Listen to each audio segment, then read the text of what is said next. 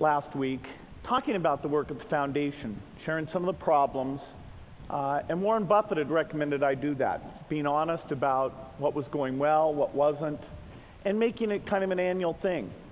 A goal I had there was to draw more people in to work on those problems, because I think there are some very important problems that don't get worked on naturally. That is, the market does not drive the scientists, the communicators, the thinkers, the governments to do the right things.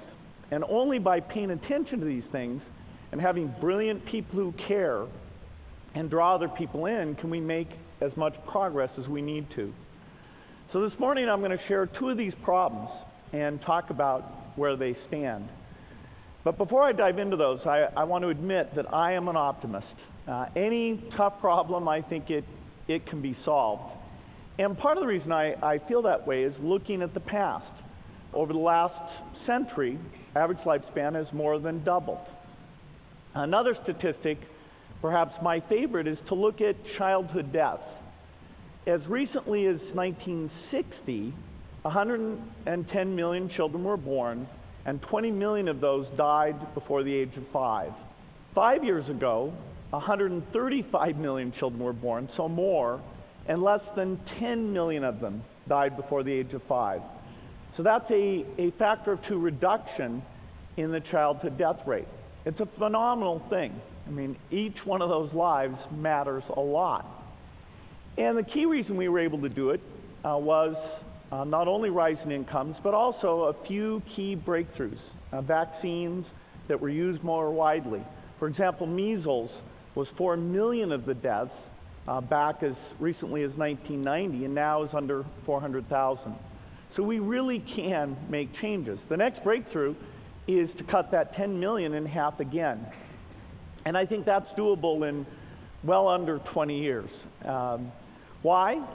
Well, there's only a few diseases that account for the vast majority of those deaths.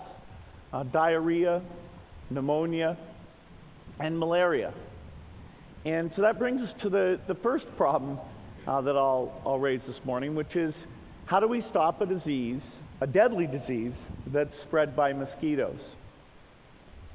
Well, what's the history of this disease? It's been a severe disease for thousands of years. In fact, if we look at the genetic code, it's the only disease we can see that people who lived in Africa actually evolved several things to avoid malarial deaths. Deaths actually peaked at a bit over 5 million in the 1930s. So it was absolutely gigantic. And the disease was all over the world. Terrible disease. It was in the United States. It was in Europe.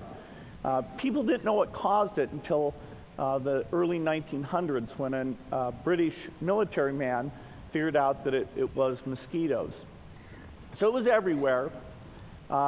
And 2 tools helped bring the death rate down. One was killing the mosquitoes with DDT, and the other was treating the patients with quinine or quinine derivatives. And so that's why the death rate did come down. Now, ironically, what happened was it was eliminated from all the temperate zones, which is where all the rich countries are. So we can see 1900, it's everywhere. 1945, it's still most places. 1970, the U.S. and most of Europe have gotten rid of it. 1990, you've gotten most of the northern areas. And then more recently, you can see it's just around the equator. And so this leads to the paradox that because the disease is only in the poor countries, it doesn't get much investment.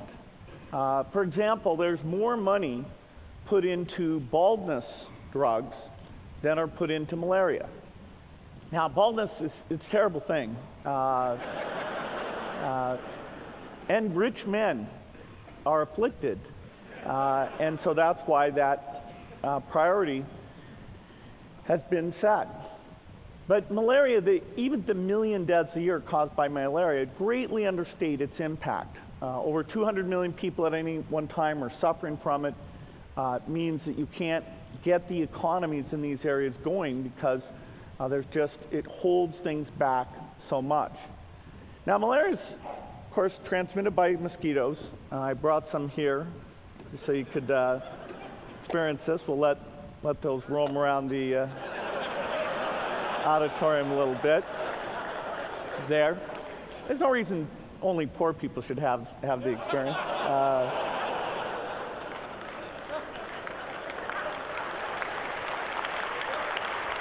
Those mosquitoes are not infected, but so we've come up with a few new things.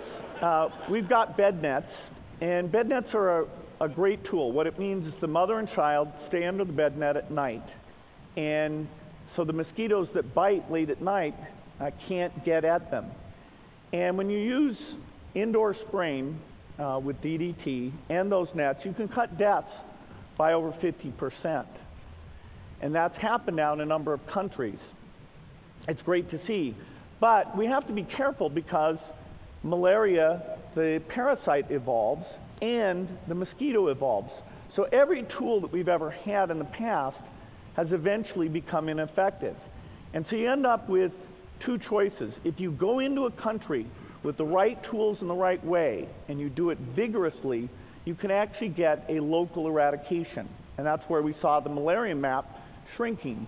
Or if you go in kind of half-heartedly, for a period of time you'll reduce the disease burden, but eventually those tools will become ineffective and the death rate will soar back up again. And the world has gone through this where it paid attention and then didn't pay attention. Now we're on the upswing. BedNet funding is up. There's new drug discovery going on. Our foundation is backed a vaccine that's going into phase 3 trial that starts in a couple months. And that should save over 2/3 of the lives if it's effective. And so we're going to have these new tools. But that alone doesn't give us the roadmap.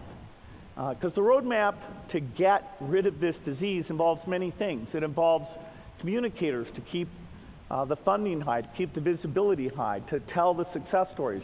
It involves social scientists, so we know how to get not just 70% of people to use the bed nets, but 90%. We need mathematicians to come in and simulate this, do Monte Carlo things to understand how these tools combine and work together. Of course, we need drug companies to give us their expertise. We need rich world governments to be very generous in providing aid for these things. And so as these elements come together, I'm quite optimistic that we will be able to eradicate malaria. Well, now let me turn to a second question, a fairly different question, but I'd say equally important. And this is, how do you make a teacher great? Now, it seems like the kind of question that people would spend a lot of time on and that we'd understand very well. And the answer is, really, that we don't. Let's start with why this is important. Well, all of us here, I'll bet, had some great teachers. We all had a wonderful education. That's part of the reason we're here today, part of the reason we're successful. I can say that, even though I'm a college dropout. I had great teachers.